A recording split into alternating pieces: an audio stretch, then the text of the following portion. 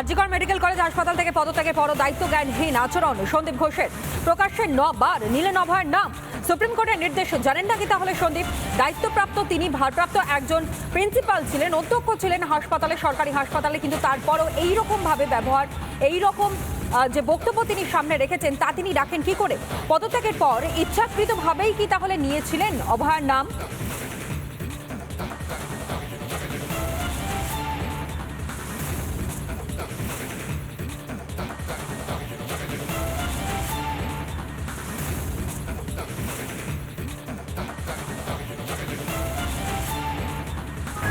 আমার সুপারিনটেন্ডেন্ট, আমরা নৈতিক দায়িত্ব নিশ্চয়ই নিচ্ছি।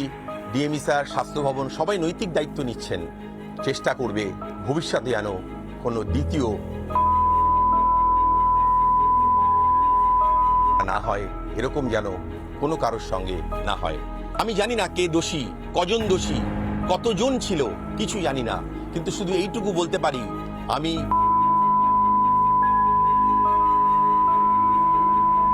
বাবার মতোই সমব্যথী। সোশ্যাল মিডিয়াতে, ফেসবুকে, বিভিন্ন পত্রপত্রিকায় আমার দুর্নাম করার জন্য, আমার পরিবারের দুর্নাম করার জন্য বিভিন্ন কথা বসানো হচ্ছে। যেমন আমি বলেছি, আমি নাকি বলেছি ঘাতী হয়েছে, ভুল কথা। আমি আজকে আমার এই রেজিগনেশন দেওয়ার সময় আমি সগর্বে বলে যাচ্ছি, আমি এ কথা বলিনি। আমি কখনো বলিনি যে একা কেন ছিল।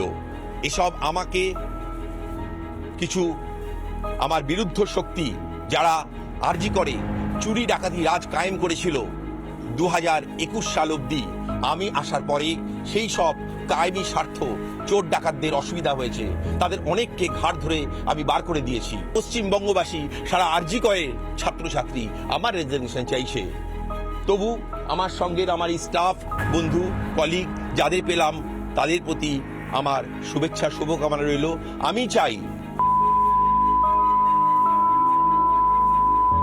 দোষীদের যথাযথ শাস্তি হোক, দোষী একজন হোক, দুজন হোক, ডাক্তার হোক, যেই হোক না কেন, সে যেন উপযুক্ত শাস্তি পাক। যেই মুহূর্তে শুনেছিলাম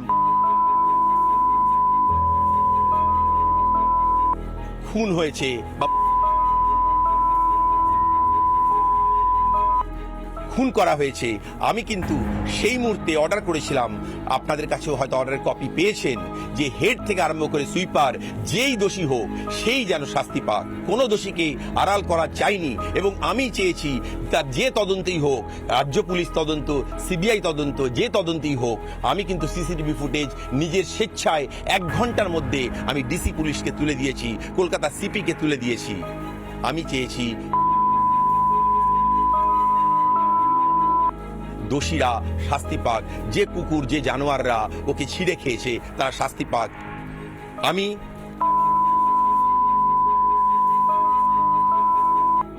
মৃত্যুর এই দুর্ঘটনার নৈতিক দায়িত্ব স্বীকার করে নিয়ে আজকে রেজিগনেশন দিলাম আমার প্রিন্সিপাল চেয়ার থেকে। এতবার করে একজন ভিকটিমের নাম কি করে নিতে পারেন? দায়িত্বজ্ঞানহীনতার পরিচয় দিয়েছেন সন্দীপ ঘোষ, যাকে নিয়ে এত তর্ক, এত বিতর্ক। প্রকাশ্যে নির্যাতিতার নাম নেওয়ার জন্য সন্দীপ ঘোষের বিরুদ্ধে পদক্ষেপ করবে জাতীয় মহিলা কমিশনও। কি জানিয়েছেন জাতীয় মহিলা কমিশনের সদস্যরা, একবার শোনাই। So we will take action on that. We will take strict action on that. This is so insensitive. This is so inhuman. क्योंकि हाई कोर्ट का ऑर्डर भी कि किसी भी कहीं भी विक्टिम का नाम डिस्क्लोज नहीं करना चाहिए, तो उनके तरफ से, उनके वहाँ से बहुत बड़ा इनसेंसिटिविटी और बहुत बड़ा गलती किया है उन्होंने। नोटिस भेजेंगे क्या उसके खिलाफ? Yes yes we will do accordingly, we will discuss accordingly. ठीक है, with the police will talk about.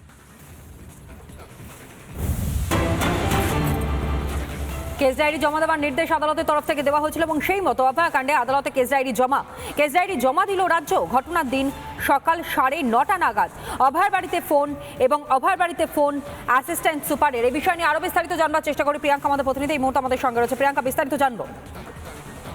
একেবারে তোমরা দেখো, সেকেন্ড হওয়ার মামলা অর্থাৎ দ্বিতীয় দফার যে মামলা, সেই মামলা ইতিমধ্যে শেষ হয়েছে এই মামলার শুনানি চলাকালীন আদালতে কেস ডায়েরি জমা দেওয়া হয়েছে রাজ্যের তরফ থেকে, এবং রাজ্যের তরফ থেকে স্পষ্টত কেস ডায়েরি জমা দেওয়ার পর নিজেদের বক্তব্য পেশ করার সময় জানানো হয়, যখন কোনো অস্বাভাবিক মৃত্যু হয় তখন যতক্ষণ কেউ দাবি না করে ততক্ষণ ইউডি কেস শুরু হয়, অর্থাৎ আনন্যাচারাল ডেথ কেস শুরু হয়। এবং রাজ্যের এই মন্তব্যের পরেই প্রধান বিচারপতি স্পষ্ট বক্তব্য, এটা এমন নয় যে দেহ রাস্তায় পাওয়া গেছে, বোঝা হয়ে গেছে, আপনারা কি তদন্ত করেছেন, যা বোঝার বুঝে গেছি, মন্তব্য করেছেন প্রধান বিচারপতি। এবং মন্তব্য করা হয়েছে প্রধান বিচারপতি ডিভিশন বেঞ্চের তরফ থেকে। দ্বিতীয় দফা শুনানি চলাকালীন প্রধান বিচারপতির এই মন্তব্য এবং তারপরে রাজ্যের তরফ প্রধান বিচারপতি স্পষ্ট প্রশ্ন করেন এখনো কটা সাক্ষ্য নেওয়া হয়েছে। রেকর্ড তো বলছে 6টা, সেই ক্ষেত্রে রাজ্যের বক্তব্য এখনো 27 জনের সাক্ষ্য নেওয়া সম্পন্ন হয়েছে। ডাক্তার, নার্স সবাই আছে। তদন্ত নিয়ে পরিবার খুশি, খুশি বলা ভুল হবে, পরিবার সন্তুষ্ট। সেক্ষেত্রে বিনোদন ভট্টাচার্য আইন শুভেন্দু অধিকারীর আইনজীবী, তিনি স্পষ্টত বলেন ফ্লো চার্ট দেখা হোক, পরিবারের ভাবনা বোঝা যাবে। এবং পাশাপাশি অন্য আরেক মামলাকারী আইনজীবী ফিরোজ ইদুলজি, তিনি স্পষ্টত জানান যে ইনকোয়েস্ট রিপোর্টে কি করে নির্যাতিতার নাম, বাবা মার নাম, বাড়ির অ্যাড্রেস এইগুলো উঠে আসতে পারে, যেখানে ইনকোয়েস্ট রিপোর্ট এই মুহূর্তে পাবলিক প্ল্যাটফর্মে রয়েছে। এবং সুপ্রিম কোর্টের নির্দেশ অনুসারে একেবারেই যা বেআইনি, শুধু তাই নয়, সন্দীপ ঘোষও বারংবার নির্যাতিতার নাম মুখে এনেছেন। এবং ইতিমধ্যেই দ্বিতীয় দফার শুনানি শেষ হয়েছে, তৃতীয় দফার শুনানি রয়েছে দুপুর 2:45 থেকে। বলে রাখা গুরুত্বপূর্ণ তনয়া, আরজি করের যেই ঘটনা, আরজি কর কাণ্ড নিয়ে 3 দফায় শুনানি বসতে চলেছে কলকাতা হাইকোর্টে। ইতিমধ্যে প্রথম 2 দফা শেষ হয়ে গিয়েছে প্রধান বিচারপতি ডিভিশন বেঞ্চে। তৃতীয় দফার শুনানি পর্বে কি উঠে আসে, আদালতের তরফ থেকে আজকে কোনো নির্দেশ দেওয়া হয় কিনা সেদিকে অবশ্যই নজর রাখতে হবে। বেশ, ধন্যবাদ জানাই প্রিয়াঙ্কা তোমায়। শুভেন্দু অধিকারী বক্তব্য আপনাদের সামনে তুলে ধরে শুনুন।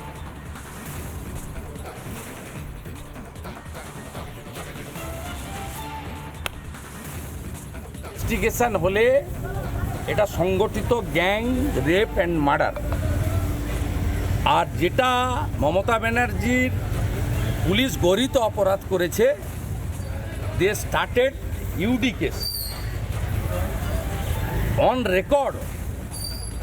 রেকর্ড এটাকে সুইসাইড কেস বলে তদন্তের আগে কনক্লুশন টেনে দিয়েছে। ইউডি কেস, দিস ইজ মানে heinous crime by the Vineet Goyal under the instruction of the police minister Mamata Banerjee. আমি as a leader of opposition, আমার প্রথম demand court monitoring CBI investigation immediately, যাতে অনেক evidence destroy করেছে আর করতে না পারে। Second demand very clear, quit Mamata Banerjee from her chair. It's a important demand. উনি হেলথ মিনিস্টার, এবং আমি সিবিআই ইনভেস্টিগেশন হলে বলবো please book immediately Vineet Goel, doctor SP Das এবং ডক্টর সন্দীপ ঘোষ। গোটা স্বাস্থ্য দপ্তরটা চালায় ডক্টর এসপি দাস, মুখ্যমন্ত্রীর পার্সোনাল চিকিৎসক কাম ভেরি ক্লোজ ফ্রেন্ড। অলিখিতভাবে উনি চালান, এবং এই সন্দীপ ঘোষরা হচ্ছে উনার আশীর্বাদ ধন্য। আমি গত 3 দিন ধরে আমার প্রাইভেট সেক্রেটারিকে দিয়ে মুখ্যমন্ত্রী প্রিন্সিপাল সেক্রেটারিকে লিডার অব অপোজিশন হিসেবে চিঠি দিয়েছি যে আরজি করে আমি দেখা করতে চাই সবার সঙ্গে, আমাকে অ্যালাউ করা হোক। They not responded.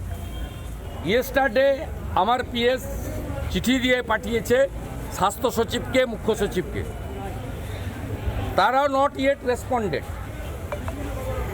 আমি এই পার্টটা বললাম, আর গোটা পশ্চিমবঙ্গের লোককে বলবো পতাকা টতাকা মারুন গুলি, 1 পয়েন্ট ডিমান্ডে নবান্ন চলুন। আমি কে আসুক না আসুক, আমি আসবো as a citizen of the country. এবং পশ্চিমবঙ্গের মানুষ, আপনারা কল দিন, সবাই রাস্তায় নেমে নবান্ন থেকে তাড়াতেই হবে। মমতা ব্যানার্জিকে বলবো যে আপনি স্বাধীনতা দিবসের পতাকাটা তুলুন লাস্ট টাইম, দিয়ে ওই দিন বিকেলবেলা রেজিগনেশন দিয়ে দিন গভর্নরের কাছে, সব মিটে যাবে। আপনি এটাকে থামাতে পারবেন না মিসেস মমতা ব্যানার্জি, আপনি এটা থামাতে পারবেন না।